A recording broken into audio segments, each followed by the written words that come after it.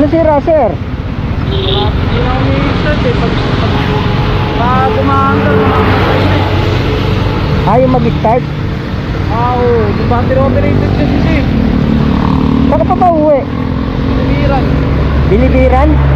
At tara, sumabay ka na sa akin. Malayo pa uwian mo eh. Tara, atakin kita.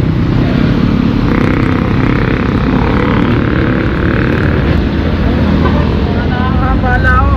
Hindi, okay lang yun. Eh, lalagpas lang naman ako ng kaunti eh. Papunta rin naman ako ng Binangonan eh. Kaso yung start, pag ini-start na, namamatay na. Ah, nag-i-start? Hindi, ayaw na nga. Wala na, battery operated kasi, kahit wala rin yung kickstart ko eh, pinanggal ko eh. Wala na yung kickstart?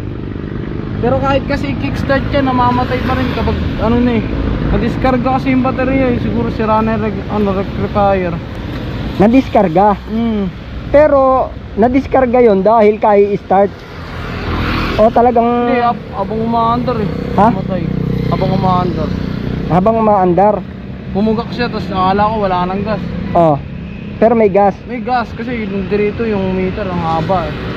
Tapos pagka ano, hindi na umi-start.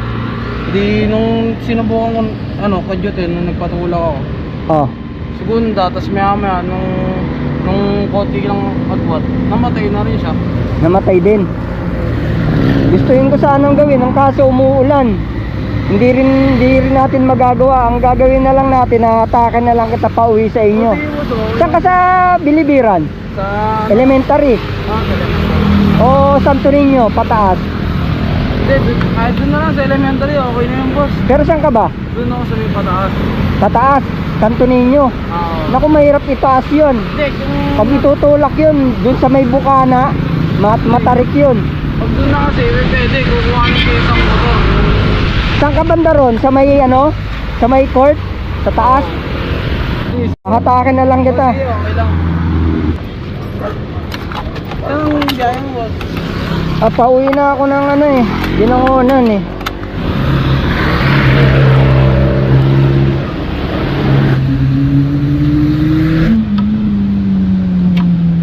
Okay.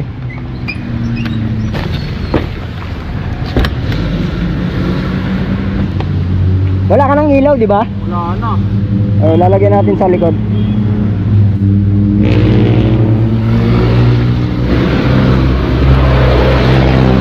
Saan ka banda rito sa Santo Niño? Dito pa kami, tumitaas eh.